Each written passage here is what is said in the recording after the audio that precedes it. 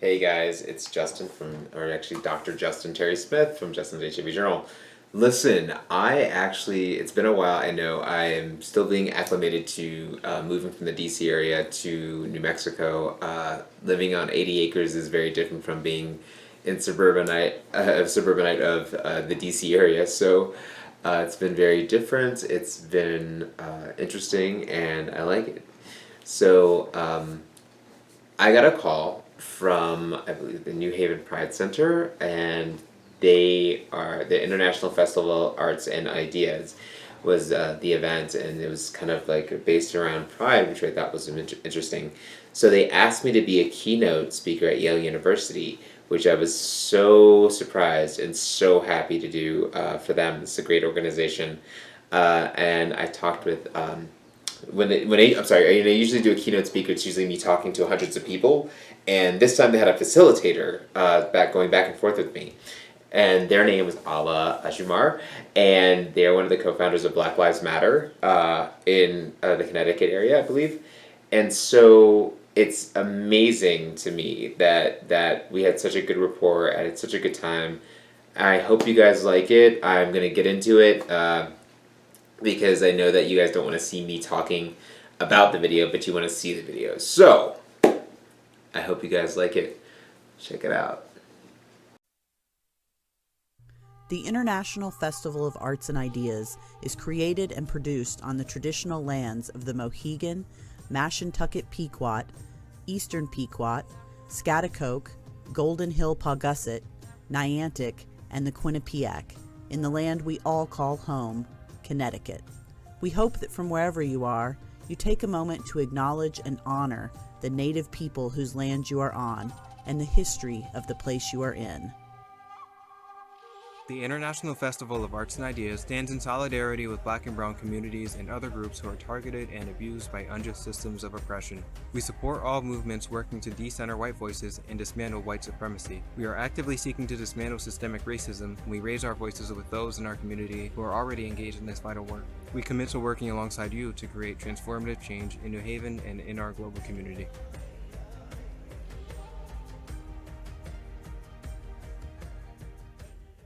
Welcome to the International Festival of Arts and Ideas. Thank you for wearing your face mask over your nose and mouth the entire time you are here at the University Theater. We ask you to note the several exit doors located to the front, sides, and rear of the theater. These doors can be used to exit the theater in the highly unlikely event of an emergency. Please note the use of cameras and recording devices at any time during this performance is prohibited. Finally, please unwrap any candy and turn off any cell phones or electronic devices which might make noise during the performance. Thank you. Enjoy the show. Hello, hello, hello, everybody. Hi, online world. We see you. Thank you for being here. My name is Patrick Dunn. I use he, him pronouns predominantly, but all pronouns done with respect are accepted. And I am the executive director of the New Haven Pride Center. I am so excited to welcome you to our final event of our Day of Action for Racial Justice, our keynote. And I just want to give a big shout out to our friends at the International Festival of Arts and Ideas who are co-presenting this program with the New Haven Pride Center all day today, particularly our tech folks who have gone through all of the motions with us today. Thank you all. So I'm super excited about our keynote. This came together because of a very unique opportunity that the virtual world gave us, which was the ability to connect with people all over without having to share physical space.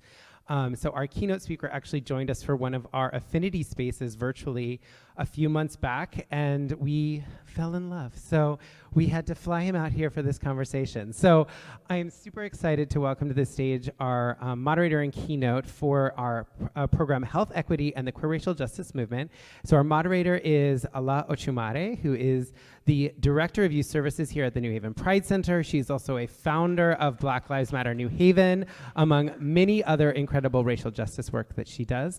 And then, of course, our keynote, Dr. Justin Terry Smith, please come out and join us. And with that, I'm going to pass it over to our fabulous speakers. Enjoy the conversation. Thank you so much for joining us, Justin. And again, thank you, Arts and Ideas, for helping us to bring this amazing day to fruition. Before we start with our moderation, I want to just give you folks a brief opening to who this amazing human is sitting on the stage with me.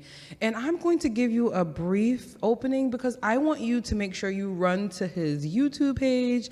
I want to make sure that you buy his children's books. So I'm going to leave you with bated breath. But tonight we are joined by Dr. Justin B. Terry Smith. Dr. PH is an Air Force disabled veteran and a recognized HIV/AIDS activist and public health expert. He is also a proud Black, queer, Jewish man. And in this conversation, we are going to talk about health equity, racial justice, and caring for ourselves through that movement. Thank you so much. Thank you. And so, with that being said, I'm going to just get right into it. And being that you are an expert from a very beautiful intersection of living, of course, like for those who need like degrees and stuff, he is also an expert in that way as well. And so my first question is kind of general, but I hope that it sets the tone for us. How has racism impacted our public health? Wow. That is a heavy question. Yeah. I mean, if you look back at this country's history, it's not been good. I mean, if you look back at the Tuskegee syphilis experiments where they experimented on African American men, if you look back on the way that we treat our people that are in asylums and things like that, all that is public health. And it's gotten better, of course, but also there are still disparities. I mean, especially being a person of color or being of a minority. I mean, like when you look at women of color, especially when they are in pain, they go to the doctor, it's been proven that they are given less pain meds, they are given less care. When they go to have a concern, it's kind of shushed away and they're like, oh, it's fine, you'll be okay. And of course that pain could be like something of a malignancy or something. And so they really don't get the care that they need. Right. And yes. As a Black queer woman who could give you a diatribe of instances of going to various different doctors of medical care and being told that I didn't have a problem or what the problem that I had was due to me being fat. So experiencing anti-queerness, anti-Blackness, and fat phobia at the same time and still never getting the thing that I need. If it's happening to me, there are millions of folks, just if we keep it national in the United States alone, who are lived in that lived experience. Right. I mean, let's say we talk about abortion, let's do it. So, there's, of course, this is a huge issue now. And when we have states that won't allow a woman to make her choice, they're looking at imprisonment if they decide to try to get an abortion. And if they go to a different state, a lot of the times women of color especially don't have those resources to be able to do that. And so, we're basically pushing them into a corner saying, okay, you have to have this kid, or you have to have this child, and not giving them the choice to do with what they need to do with their own bodies. Right. And I would like to second that and say abortion is a queer issue as much as it is an issue for cis het folks in the world, because like you denoted, Black women, primarily, we are under-resourced across the board, but I think even more to dig even deeper than that, I'm thinking about folks of the trans identity, folks who have uteruses, folks who have experienced sexual violence in a way that they may need this kind of care.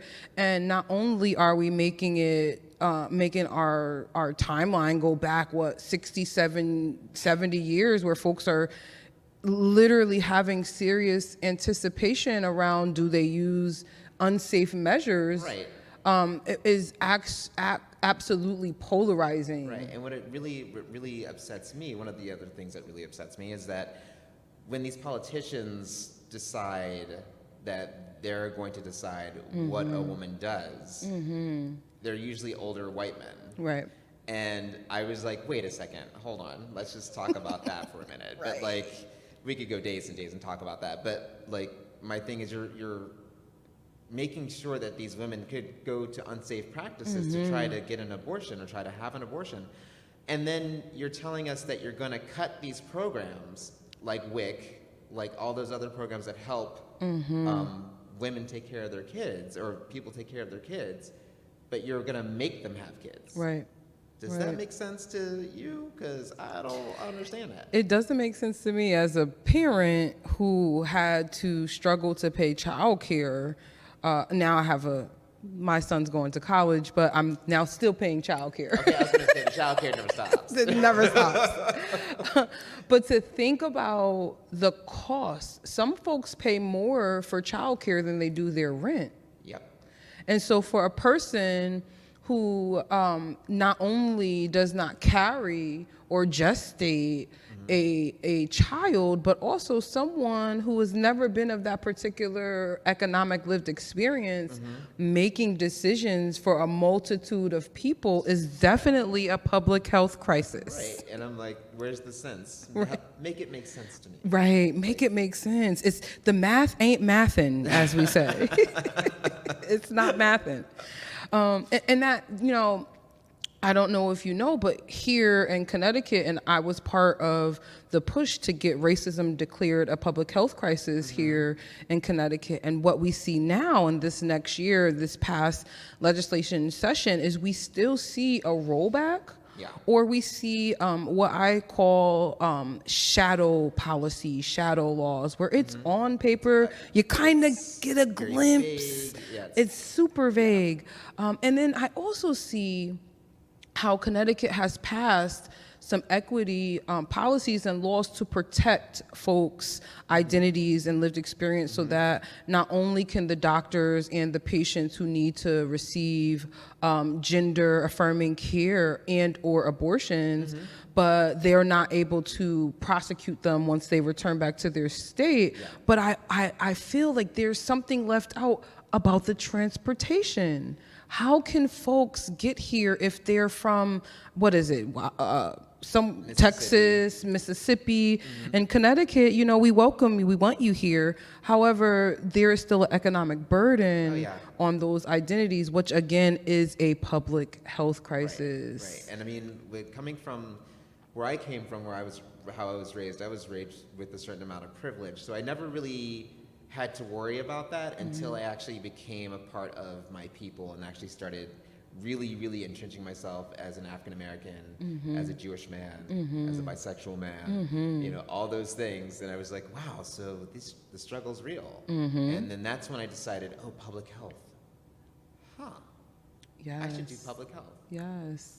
Yeah. Thank you for that transition, because I'm always interested when folks, especially folks at an intersection, a very intersectional identity, whereas, you're black, you're a male or a masculine person, but every other identity that you advocate for, you have to either out yourself in that identity or basically out yourself in that identity or claim it, and sometimes have to validate those identities. And I think validation comes in so many different ways. When we use the word, let me black-splain this. Yes. Let me, and I'm like, let me juice-splain. Yeah. Let me buy-splain. Right. And the reason why it's also good to be able to explain is because it's actually starting the education talk and starting to educate people. Like when I remember I was at a liquor store and I was buying wine,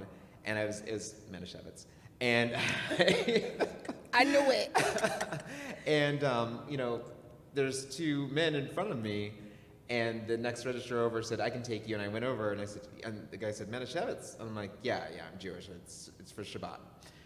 And the two guys walked in front of me and walked out, and they didn't know I was right behind them because I only had one thing. And he said, "Yo, man, have you ever seen a black Jew?" And I said, "I'm sure you have on stage." And then he turned around and was like, oh, oh, I didn't. I'm like, yeah. So you know Lenny Kravitz, Lisa Bonet, Maya Rudolph. Like I was started names, and they're like, oh, I didn't. I'm like, you didn't know that they were Jewish? Right. Oh, so that's cool, but know that. They didn't have the big Star of David on their forehead that is really. required of a person of color that is a Jew, right? Exactly. and that's so interesting because it's sad and interesting for the study of humanity as to why we are still in Beyonce's COVID 2022, as I call it, and we are still experiencing the first of, especially for Black folks. I have met some folks who are Black and Jewish before, but I have never met a Black Jewish bi man before, and who is also an advocate. And so because I'm an advocate and an organizer, there is a certain radicalness and edge to all of those identities and the work that you do when we're like in the fray. Yeah. And so I was exceptionally selfishly excited to meet another Black person, especially someone who is of a different spirituality to me, to learn from. Yeah. But I find that so many people how many people have been afraid of your identities and your willingness to like honor and love on them. You know, it's so funny that you say that because I am very proud of all of my identities, and you know, I have no problem with saying this is who I am, and if you don't like it, excuse my language, but you can off. Right. Bye. I don't really care. But I will say being bisexual has probably been the hardest out of a lot of my identities, except for being Black. But like, I had to explain to people, they're like, oh, well, aren't you gay? And I said, no. And then they said, well, don't you like men more? I said, yeah, generally, yeah. But that makes you gay. And I said, not necessarily. Right. And I have to explain that being bisexual doesn't mean that it goes 50-50. Right. Like, there's a lot of people that are pansexual. There's a lot of people that are omnisexual. There's a lot of people that are, I mean, it's never set in stone, for me at least. So I have to say, you know, I enjoy women. I like them. But, you know, I enjoy men more. Right. But I still consider myself bisexual. Right. And that is where our preferences in the queer community lie, what we prefer as opposed to what stereotypes say our labels are. Right. And as a Black queer woman, I really struggled with like the label of lesbian and then, you know, what does that mean?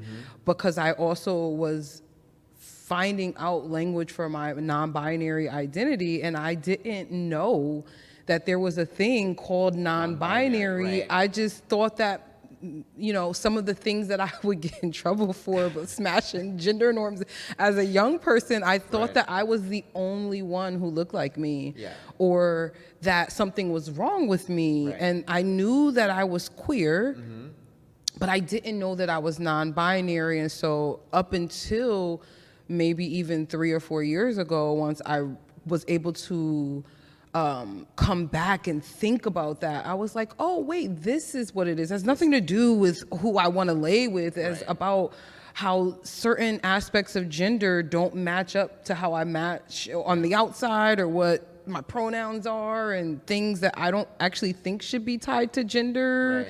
But since we're tying them, I guess it's masculine. But I still like dresses.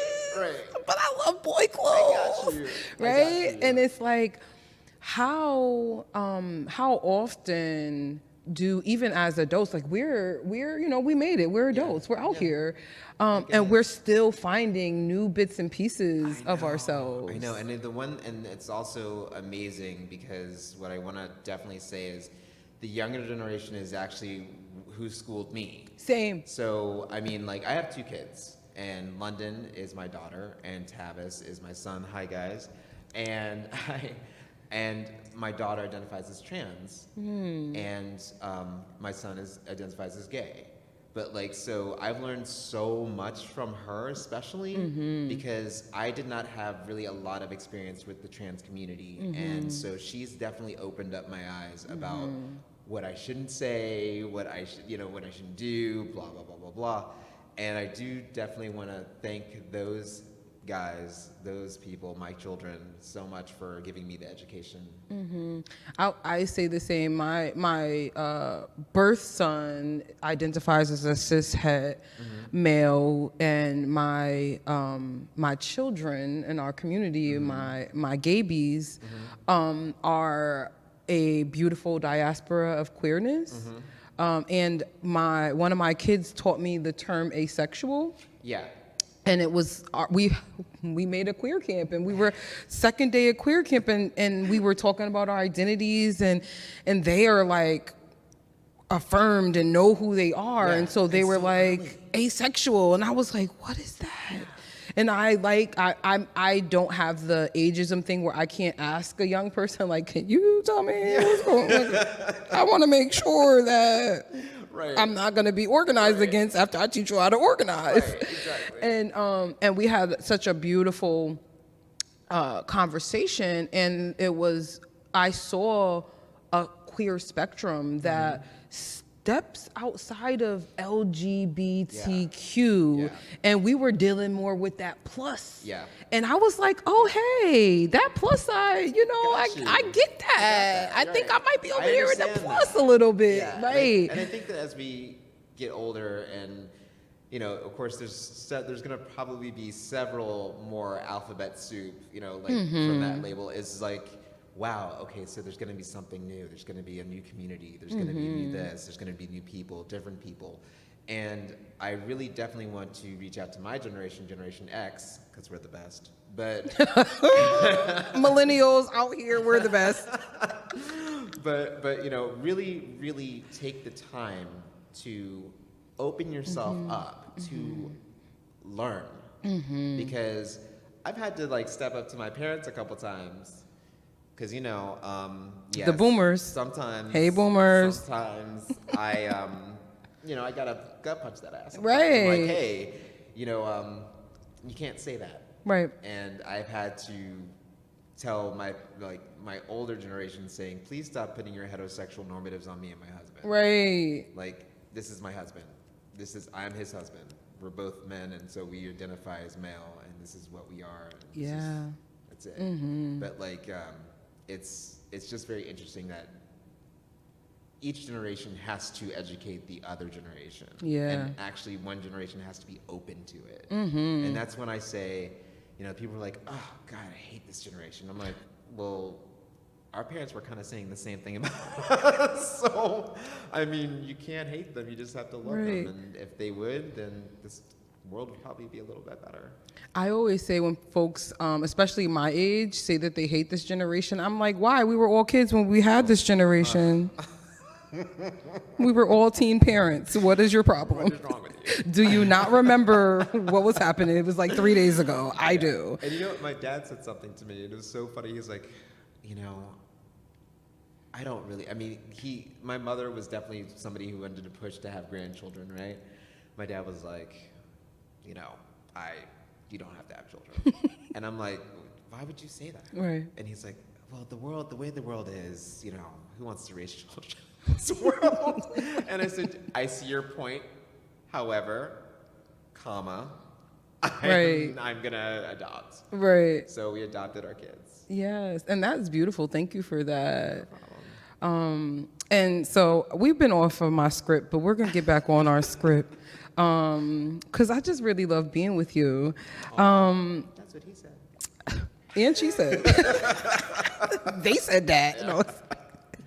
So I would get into, after completing your advanced studies on public health, you expanded your work to include life and personal coaching, and taking your activism to another level by encouraging others to take control of their own lives. So firstly, thank you.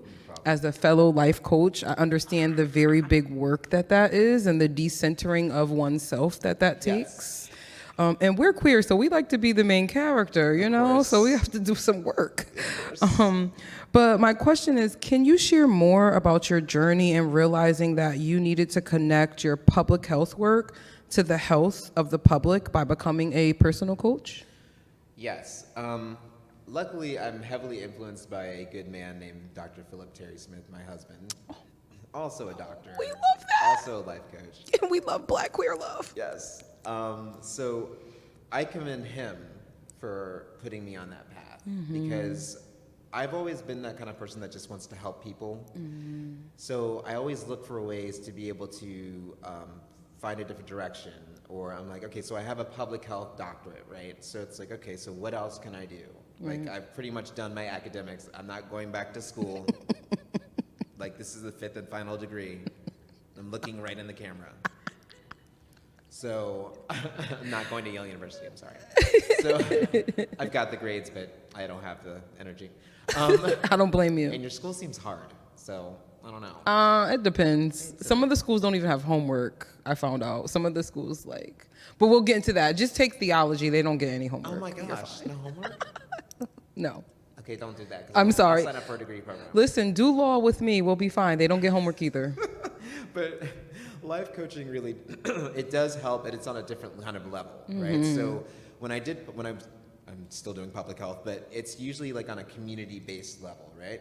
Life coaching allows you to actually get personal, to actually understand the person's individual problem. So, they could have a huge problem in the community, and individually we all deal with those things differently. So you have to deal with each individual differently. They're not going to be stimulated by the same messaging or the same slogan or whatever from any kind of public health campaign. So that's why I kind of like it a lot, because you actually get in there. You're in the trenches, with the person. And sometimes in life coaching, sometimes you got to get in the trench with the person even though you don't want to. Right. And I mean, I think thinking about Black, brown, indigenous folks, people of color, we often don't have anyone to get in the trenches with us who is not like going through at the same time, but maybe someone who got through to get through and then circle back around. So like we can be like, that's the landmine, don't touch that, go around here, jump over that. I'm gonna be on the other side, jump, I got you. And our identities, oftentimes because of the lack of social power and people power, even actually we have lots of people power, our communities rather, but lack of social power and economic power, we don't think like things like getting a personal coach is something that Black folks do unless like we're wealthy or whatever is middle class in 2022. I don't think it exists. We don't know that answer yet. We're doing research. We're looking. Right. Biden, let us know when you figure it out. Let me know when you want to cancel my student loans. But I find that, so most of my personal coaching is with those communities, and it typically happens to be, especially when I'm working with younger folks, queer folks, and I have a gravitational pull to like the alternative folks in our identity and our spectrums of both Blackness and queerness and how that matches up. And I'm wondering even if there's just like one coaching thing that you can say to the folks that are listening that are in those identities or match up with some of your identities, like what does it look like to work with someone who can support you in a way that, what does that investment in yourself look like? Honestly, I look at it as a very long-term investment. I mean, for me, the one thing that I do as a coach is I love to get people tools because they'll use those tools later on in life, and they may have so many different scenarios. They're like, oh, I'm so overwhelmed. And actually, I do have a client that has that happening right now. And I've told her to use this one tool, and she's used it throughout the 4 problems that she has. And she's like, wow, okay, this really works. I'm like, yeah. So just, continue to use this for those kind of problems. Of course, later on she might have a different kind of problem that I might have to help her with. But, and also there's different kinds of coaching. So there's definitely life coaching. There's accountability coaching, which I am a huge advocate for because I tend to make people accountable. Yes, same. So, but yeah, I think that giving people tools is really a big thing to be able to do it on their own. Like they don't, there's always going to become a time where the client doesn't need me anymore. Yes. Which is like, oh, It's a beautiful, ouch, sad but thing. it's also like, great, yeah, I'm happy. And also, you know, I'm a counselor as well. So I'm working on my clinical mental health counselor degree right now. I'm in my first internship, so I only have one more internship to go, and I'm done, and I sit for my exam. But of course, I have to see clients now, and you know, and my husband also is a certified counselor. So it's like, you know, we have our own business, which is Coach Positive. Oh, we love that. So yeah, I had to do that plug. Yes, and I'm gonna have you plug again. Awesome. So, yeah, so we also do counseling and coaching. So I'm more of the coach side of it because I don't have my degree yet. Yeah, He's yeah. more of the counselor side of it. And a thing, I'm not positive, so I don't have that lived experience, but I have had the honor of loving and knowing several folks who are positive and Even HIV positive. yes, Okay. HIV positive, and most of them are luckily still here today and kicking, and actually some of the most positive people I know. And they attribute it to a combination of peer support and, you know, taking care of their bodies and their health, Right. but realizing that this is not a death sentence. It's we're not in you know, the president that couldn't even say gay online. We're not in. We're still receiving some of his benefits, but we're still not in that. Yeah, we're not in that time yet. There is still such a unwellness for other folks in other communities that push that on folks, and it is something that is a lot of hard work, I'm sure, for you. Oh yeah, definitely, because you have to push through. I mean, like I remember when I was diagnosed in 2005, I like literally broke down. My best friend came, we went to the bar, had a couple of drinks, and I was like, okay, so his name is Brian. Brian has always been my best friend. He's one of my best friends, and Stephanie as well. And he said, what are you going to do now? You know, and I said, I guess I'm going to live. Right. I guess I'm going to start living. And not just live, but start living. So, like, my whole thing is, like, you have a life. You have a long life. It's up to you to live that life and start living for yourself. Yeah. And take care of yourself. And, you know, and 3 years later, they put me on medication. And I didn't quite take to it well. I got jaundice, my eyes turned yellow. It was just horrible. Then they put me on another medication, which was better, softer on my body. And then I came out with Justin's HIV journal. That's on my YouTube page. Yeah. And I said, okay, so I'm gonna have to start medication, so I wanna research this. What other African-American queer men are examples of someone going on medication and recording their life living with HIV? And I said, wow, I don't see any. Right. And I was like, I don't see any. And then I was like, I guess I'm gonna have to be the first, and, you know, be a trailblazer and say, okay, because others, then it's kind of funny because then others came out with blogs, with HIV positive blogs, other African American queer men. And I was like, wow, that's amazing. Yes. That is so empowering. Yes. And it's so great but when I look back at the first video, I'm like, gosh, I'm young and stupid. You're still young. No, remember, we're old and dumb now. Oh, that's right. That's right. We're old and dumb now. I totally forgot. We're not young and stupid young and anymore. stupid, we're old We've and made it. Yay. Middle age. Right. Close. I mean, like the beginning of middle age, right? Yeah, right. And so my next question, in this country, there is no escape from racism. And this is a quote from your website. Oh boy. And so, in this country, there is no escape from racism. Justin, an HIV activist and Air Force veteran, discovered when even his military uniform couldn't shield him from hate. And I find that so interesting as someone who, once upon a time, was very, very close to joining the Navy.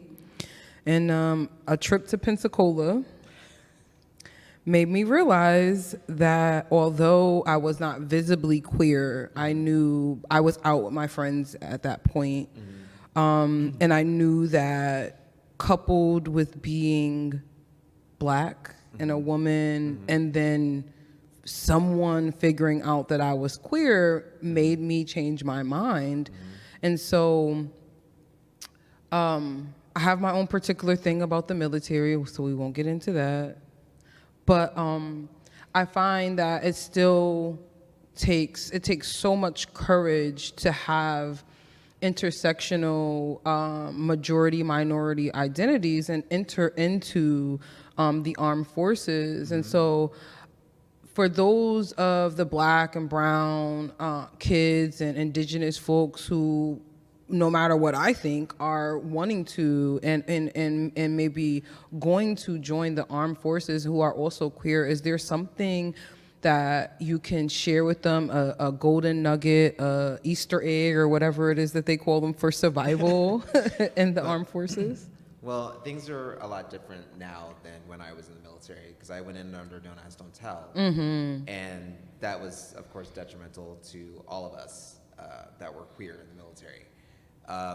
People knew, that I was queer, but they weren't allowed to ask, and I wasn't allowed to tell them. So it was okay for me being in the Air Force. I'm going to tell you a small story. Yes, I love stories. All right. So I joined the military just like my dad, just like my brother, but they were Army. Sorry. And my uncles definitely are also all branches. My grandmother got a call from her friend, and she asked, she's like, "How your grandbabies doing?" My grandmother said, "Oh, Jared's doing this, and Justin joined the Air Force," and the woman stopped her. She said, "Wait, Justin joined the Air Force?" And yeah, she said, "Yeah. They don't like queer people." And she started to cry because she was scared for me. So when I joined under Don't Ask, Don't Tell, I knew what I was doing. I knew what I was doing that could be dangerous, but I wanted to serve my country just like everybody else in my family did. My family has fought in every single war this country has ever had, and that to me means a lot. And so I carried the tradition because I wanted to. When I joined the Air Force, everything was great. Basic training was easy to me. I was like athletic, and I was like, yeah, whatever. And then one time I was in the bathroom doing my business, and I got called the N-word. And I said, "Who is that?" And they ran out of the bathroom. So I didn't even get to catch who it was, but it happened. And then also I was at a club, and I was asked by who I thought was a friend to go to dinner or go to Denny's after, because after the club, Right. you go get something. You gotta go get some food. Right. Grease in your tummy. Right. And so he said, "Okay, let me go by my house and pick up money." And of course, me being so young, I was 21, and being kind of naive, I didn't think, why would you need to go home and get money? Weren't you just at the club spending I money? didn't even think about it, so you just said that. I was like, what was I doing? And he drove him to his house. He went into his house, came back out, and he ended up raping me in my car. Wow. And because of that experience, I didn't say anything. I was very private about it. I don't think I've told a lot of people. Now everybody knows. So my thing is that because of Don't Ask, Don't Tell, I could not say anything. I didn't feel empowered to speak on it. Because if I would have said something to my higher-ups, they would have said, "Well, what are you doing in the gay club? How do you know this person? What were you thinking?" Like, it would have been a whole investigation, and I would have been kicked out without any benefits. And I was not going to let that happen. Right. So I'm a part of a project called Serve with Pride. It's a film. It's a documentary. It highlights military veterans who served under Don't Ask, Don't Tell. I'm also a producer of that documentary. We're looking for donations, so servewithpridefilm.com should be there. But that empowered me to go back into my military record. And when I went to the Disabled American Veterans Association, they said, this happened to you? I said, yeah.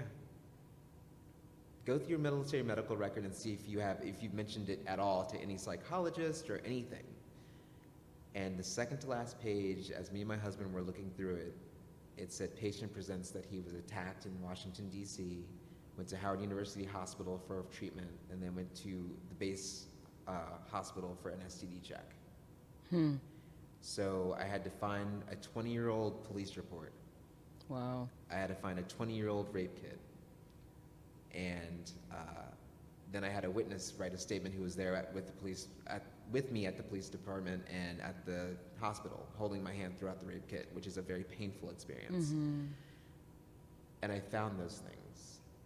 And they said, okay, we're going to file what's called MST, which is military sexual trauma. And right now they're looking at my record to see if they can give me disability for that. Wow, that's so, and it there is nowhere in the world that queer folks are not on the receiving end of violence from folks who are in denial or in the closet or full of hate, because sometimes these things they're not secret gays and they're not, this has nothing to do with their identities, but rather their lack of morals and, the power over that, oppressed people and abused people exhibit on other folks. And so it is a scary thing to think about how policy, getting back to how, things, racism, anti-queerness, both together and separate being public health crisis, how there are so many folks who are unable to get help for the trauma that they have faced, and all sexual abuse isn't, or abuse on queer bodies is not always sexual. However, it is just as traumatic in different ways and all the things. And so the fact that there are still policies that no, don't ask, don't tell, but if folks are in the military now and they're trying to get support for those things, I mean, we can just be talking about cishet women who are experiencing rape and disappearance and murders in the military, and extreme rates and rates that we don't really know because they don't have to tell us that information. And, after years, we find out later, much like you were doing in reclaiming your time and your space. And so it is so scary that our public health crisis that Black and brown and indigenous and Latin folks and queer folks and trans folks are experiencing, we often forget that although there are individual humans that are wielding this violence and oppression, that oftentimes they are backed up by law and policy. Yeah, and the one thing that you asked before I started my story was, what can I say? And honestly, the one thing I can say is speak up. And don't let anyone silence you. Because the moment you let someone silence you, they've taken away your power. And, I wish that I felt so empowered to be able to speak up. And, I wish that I could have. And 20 years later, it's like 20 years later, I'm a 42-year-old man. I'm a 42-year-old man. This happened when I was 21. And I'm just now being able to speak up. Yeah. And it's like, I've been holding this in for 20 years. And it's a detriment. Yeah, I feel that. And here I am trying to empower others, and I'm not even empowered in myself. And sometimes I feel like we have to, one of my favorite words is alchemize that power for ourselves through the advocacy for others. Oftentimes those of us who have been abused in various ways or experiencing trauma, which I think, like, if you experience trauma, it's abuse, they're the same thing, they go hand in hand, that oftentimes how we either become abusers or we become super advocates. And sometimes that path to super advocacy takes a while, takes healing. But oftentimes I find that, especially working with folks who have experienced rape and things like that, which I have experienced, it took me a long time to talk about that. But years before I talked about it, I was working and supporting folks who were dealing with it. Yeah. And in vulnerable moments, I would share that, you know, I'm not even able to like have this conversation with anyone other than you. And I think the only reason why I'm able to have this conversation with you is because you were strong enough to start the conversation with me. And now I'm like alchemizing some of that trauma. And I think the more that we talk about it and the more that we attach things like trauma and the lack of policies of protection to the direct result, which is the lack of public health that we are experiencing as a nation, is when we'll be able to give folks the language who are not yet advocates or not advocates on a mass, on a critical mass level, to enter into that fray and to enter into that work and find their community. Because none of this work of working against our current crises and working to create solutions, because it's like it's not just calling it out. We have to actively transform society or transform and create new containers that we don't have the language for. One of my things is that empowered me was actually joining a different community. The community I joined was the leather community. And, and I was Mr. Maryland Leather 2010. And I will say the leather community really, really came to me with open arms. And I was, you know, I felt like I was different from all the other LGBTQIA people, QIAK people. And I felt really like, oh gosh, you know, I kind of feel like different, and I don't know if this is normal. And so the leather community was like, yeah, that's normal. Like, that's perfectly fine. You're okay. And so I was like, oh, wow, what a family. Wow, this is a family. It's a huge ass family, but it's a family. And I love it. Yeah, and you know, that brings me to like another part of like the lack of health awareness, especially in our queer communities, because our intimacy and sexuality is like, we're allowed to say that we're gay now, but we're not allowed to talk about kinks. And if you're talking about kinks, you have to do it in a hushed tone. You have to not let anyone know you feel like that. And so to find such I think my first Pride in New Haven, and when we were on Center Street, and there was like a bunch of bare leathers, and I was like wow, this is so cool. Like there are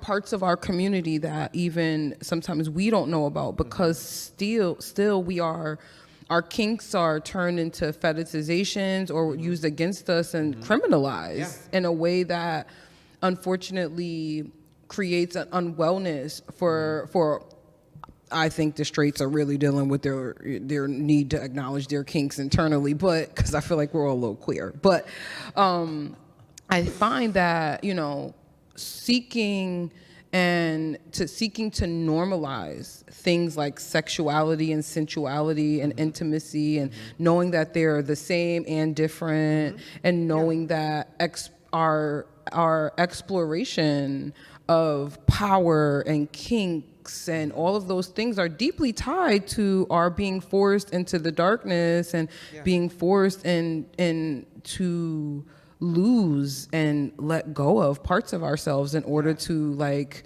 fit in some other community. I will say that it's been a really long journey for me, and finding out that it's okay to like that.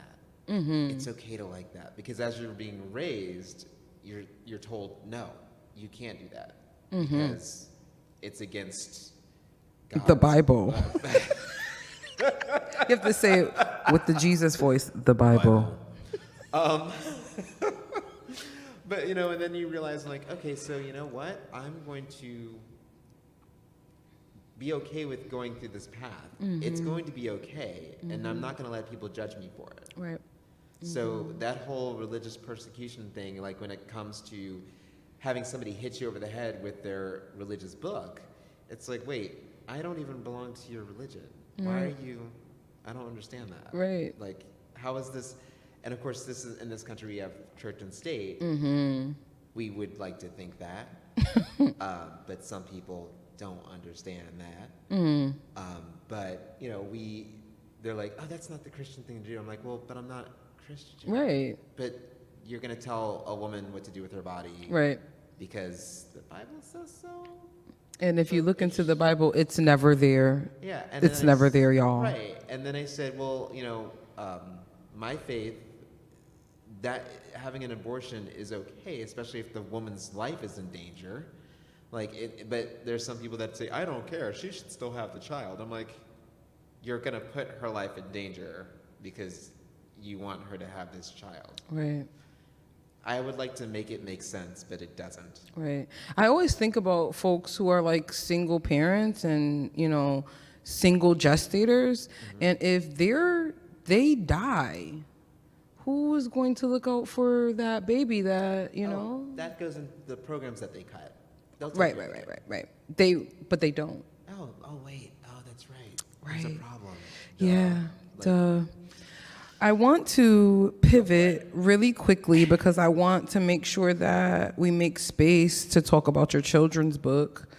And your children's book is called I Have a Secret. Make sure that you go out and buy it anywhere but Amazon. And if you can't find it anywhere else, contact Justin's website. He'll let you know what publisher. That would be justinterrysmith.com. Ashe. justinterrysmith.com. But I, again, have shared so many times, one of my most proudest labels is that of mother. Yeah. I think only seconded by like wife, only because my wife is amazing. Before that, I was like, nah. But how, and you shared a little bit of it, especially around like trans identities and things, but how has fatherhood helped you dig deeper and grow? Oh boy. Oh gosh. It has tremendously. I've had to really. I'm what they would call an emotionless person. Like, I don't have emotions when it comes to discipline, and when it comes to, like, I just don't. I just can't. My children pull that out of me. They make me want to be a better person. So it's like, yeah. So it's like, you know, when my child comes to me and says, Dad, I have a problem. I'm like, oh, shit. Right. Like, what is it now? Right. But like now, of course, I can't say that, but like, oh my gosh, this person needs me. There's a person that can't live without me. I have to live for this person. And then, you know, we had 2, and I was like, okay, this is enough. Interesting and enough. Interesting and enough. I mean, I actually wanted 3, and Dr. Philip Terry Smith told me no. Yeah, I said okay. And yeah, I didn't have 3 children, I have 2. But How old are your kids, if you don't mind? They are 25 and 24. Oh, yeah. So you have now officially entered into the beginning. Oh, you're at the stage where I am with my mom. Wait. Where we become even more needier, but it's like, I want to assert my adulthood. Somewhat. So I need you to help me, but then don't tell me what to do. Right. Help me, but don't let me know that you're helping me. But I'm only going to tell you after it's the last minute and the project still due. Exactly. Hey, Dad, I need like $20. Oh, really? And this is, of course, when they were in high school. We're going on a field trip. I'm like, oh, so you need $20 for the field trip? Yeah. Okay, $20 for a field trip. Who does that? I'm like, who needs $20? You need more money than that. So where's this field trip? Oh, we're going to. I'm like, what teacher's gonna go with you? Because I need to know. Right. Oh, well, I mean, are they asking for chaperones? So of course, when you start asking questions, that's when they're like, I don't need the $20 anymore. Right. Because you're lying? Okay, got it. Right. Understood. And or was an after-school field trip and there's no adults at it? Okay, cool. Right, exactly. Thank you. I was like, so where's this field trip? Is it underneath the bridge where you and your friends smoke? Right. How did you know? I'm like, Daddy knows everything. Yes. I know everything. That is a testament to all the young folks watching. We know everything. Yeah, I have a theory about that, though. But we know nothing at all, actually. We know everything and nothing at the pretend same to know time. everything. That's the point. Exactly. Right? And I have a story about that. Like, I think if you were a kid, right? Say, well, I'm not gonna say your age. It's like when you were young. I'm gonna be 38 in August. Nice. I'm proud. Awesome. So, like, when you were a kid, were you that extra goody two-shoes kid, or were you the bad kid?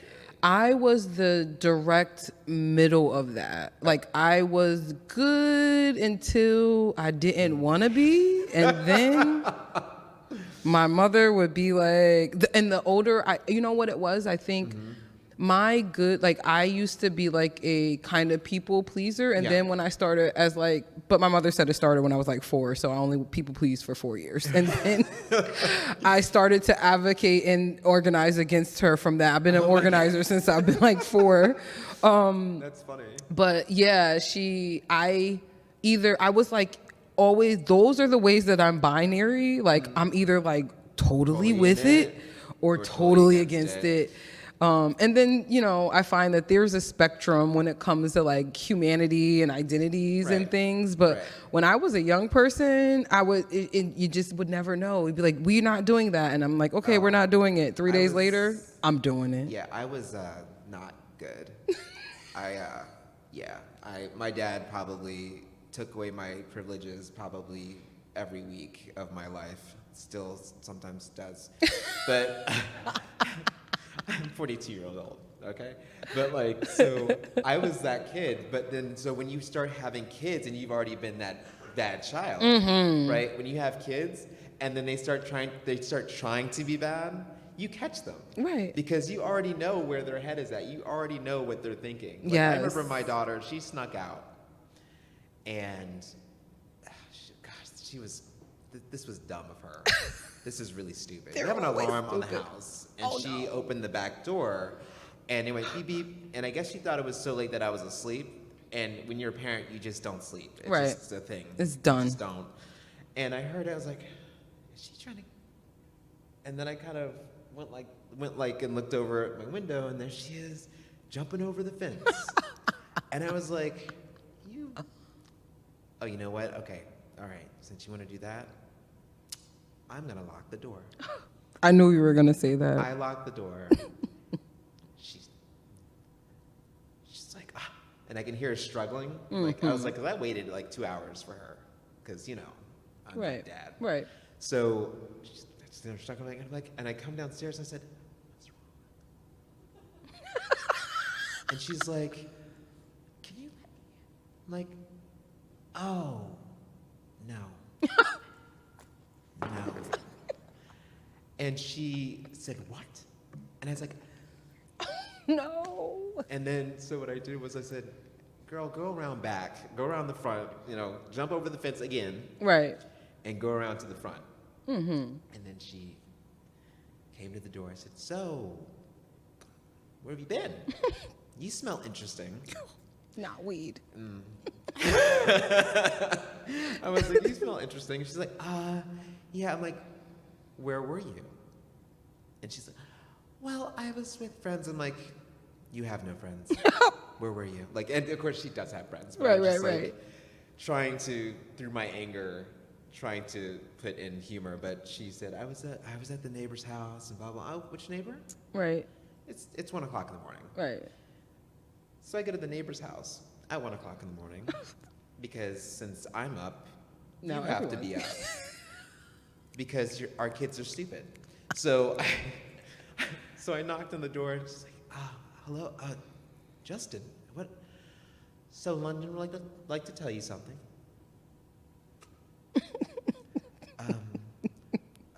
I will never come to your house again without you being. She's like, you were here? I was like, oh no. Where's your kid? See, I'm the kind of mom that would have left the door unlocked, but like has the black, like everything's black. So as soon as he's like, he's halfway and he's like, oh, yeah, she's not up. And then I'm like, so where were you? Yeah. But see, he's a tourist, so he doesn't want to go anywhere or do anything except spend my money on food. Yeah. So he would run out. If anything, he'd be like coming in with Burger King bags, and I'm like, sir, why are you eating Burger King at 4:00 in the morning? What's wrong with you? What is going on, sir? Why Right, is this? like, are you trying to have high cholesterol Listen, before you're 25? I have, there's plenty of things that we have to pick our battles for, right? So I have one rule. You can eat anything you want. You can eat anything you want, anything that your allowance can pay for. But you don't bring Chick-fil-A in this house. Oh, yeah. And then he was, and my son's like, he's a Chick-fil-A, like, Mine addict. too. And I was just like, he's coming in. I'm like, what is that? He's like, oh, I stopped and got some Chick-fil-A. I said, you're going to stop outside and eat your Chick-fil-A. My son literally has stood in the hallway Yeah. and stuffed down a whole Chick-fil-A meal before entering the into room. the house, right. And I said, It's fine. I said, you are going to step outside of my house and you're going to eat it on the curb. Right. And he tried a second time, and I saw him, I already like clocked it when he was walking with his friends. And he got to the door, and I was there at the door. I'm like, Right. Is that trash? And you can't even bring the trash in my house. and he said, I know. I know. And I said, you know where to eat it, right? Yeah.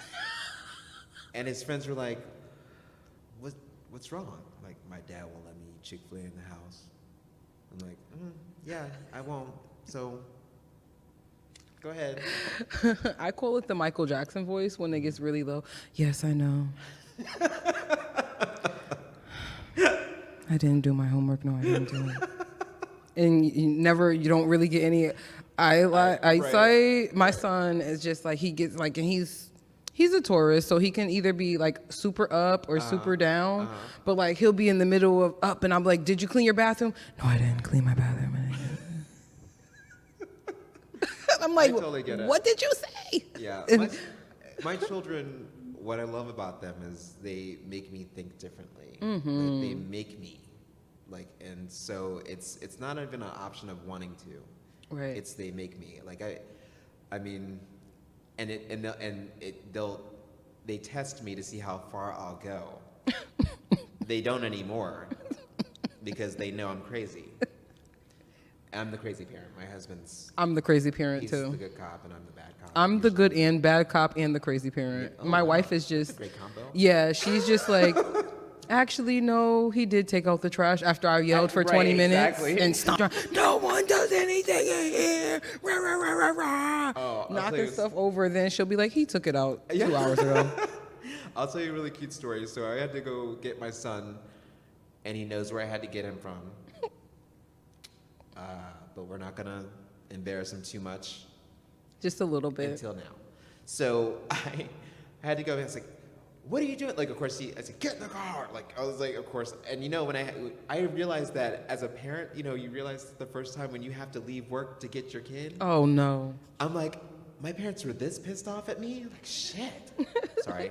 No, you're fine. I was like, they were this pissed off at me, and I'm like, man, because I'm pretty pissed. Right. And of course, I had to drive from my work to get him, 45-minute Oh, drive. wow. That was the worst I for was him. not, of course, and as you get closer to the destination, you just get more pissed off. Yes. And then you just think about what you're going to do to them, and you realize you go to jail for murder, and you can't do that, or, CPS could get called on you, Right. and that's bad. So I, didn't do that. Obviously, I'm here and not in jail, so yay me. So I picked him up, and I want to get in the car now. And then, the police person was like, "Are you okay?" I'm like, "I'm fine." And he's like, "I'm parent talking voice. to Tavis." I was like, "Oh, you're talking?" No, he's fine. He's fine. He's gonna be real fine. I was so Right. mad. And then so Tavis's MO is to not speak. And if you're a parent, the worst thing that you could have is your child not speak when you ask them a question. Oh, mine does it too. I Oh, get my so gosh. pissed. And my son is a Capricorn just like me. Oh. So we get each other, but I'm like, if I ask you a question, you need to ask a question. So, because you start talking to your teeth. So we got to the house. I said, you know what? Give me your phone. Since you can't communicate with me, you can't communicate with anyone. And we got out the car, and he sucked his teeth. And I was like, his phone was destroyed on the sidewalk, and his face went like this. Yes, total broken heart. Like nothing else you could have done could have affected him that much. Right, and I was just like, it's a phone. Like, I don't That I understand. pay for. Right, that I paid for. I mean, you're not even paying rent.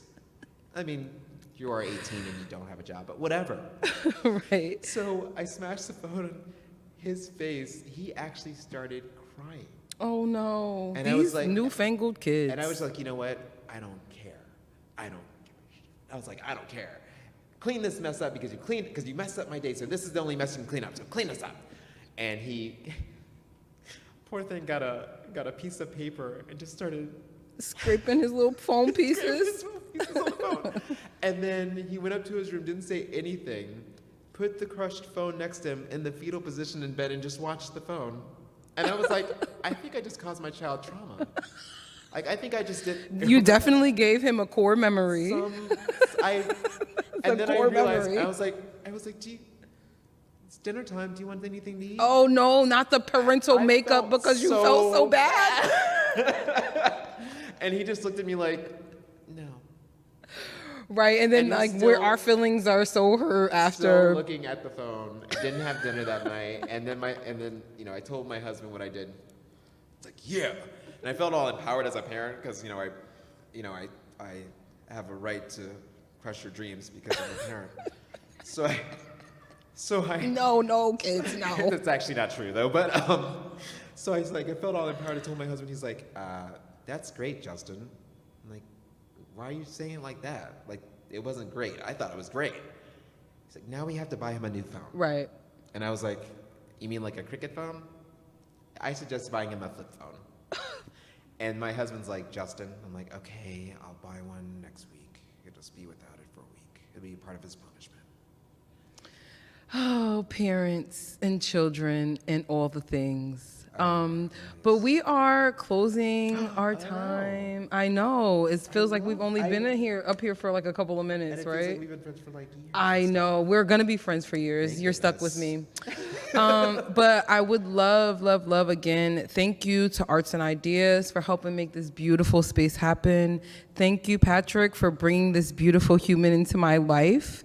Thank you, Yale Theater, for the usage of your amazing theater. I can see myself up here doing Macbeth one day. And again, thank you so much to the tech folks, and thank you so much, Justin, for the work that you are doing out in the world. Appreciate that. Thank you for helping folks come to some kind of emotional wellness. And again, where can folks find you? What's your email again? Well, they can find my website. It's www.justinterrysmith.com. They can find our coaching and counseling practice from my website, and also my books will be there too. Yes, and if you're looking to add amazing new children books to your children's library, I Have a Secret is an amazing book. It is perfect. It's a great addition to making sure that our young folks are reading diverse and books full of golden eggs and Easter eggs, as they call them. And also, I want to say servewithpridefilm.com. Yes. We're looking for money to get this documentary together, and Yes. this is also highlighting veterans that served under Don't Ask, Don't Tell. It's really important that we are able to tell our stories and give us a voice, because we do have one and we need to be heard. Yes, and our closing remark is one of the solutions to our current public health crisis is for us to be working in intergenerational, intentional spaces that are diverse and eclectic, and that we are working and growing into together, full of inclusion. So thank you so much. Follow us on all the social medias, New Haven Pride Center. Please make sure that you go to Justin's website. Make sure you donate all the money, especially you straight folks watching, come give us the monies. Yes, and thank you so much for everyone who is watching and joining in on the virtual world. We love you. Have a good day. Thank you, Allah. I'm just going to do the last remarks. But to echo Allah, thank you, Justin, for being here and flying all the way from New Mexico to be here with us on a red eye, nonetheless. Oh the my worst gosh, kind yeah. of flight.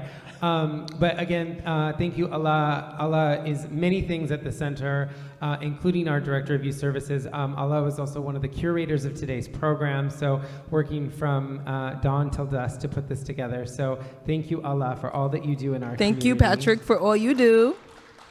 Again, I'm Patrick with the New Haven Pride Center. Big thank you to Arts and Ideas. Continue to enjoy Arts and Ideas. It is going on for another 2 weeks, and there's 2 other events that the New Haven Pride Center is doing.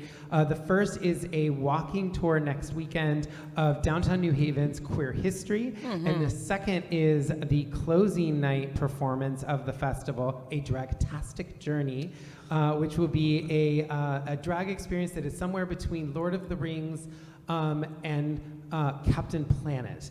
So it's quite an experience that you will have. But again, go out and enjoy the festival. They're literally on the green as we speak. And with that, have a great rest of your evening. Yes, yes, yes. Thank you. Hey, thank you.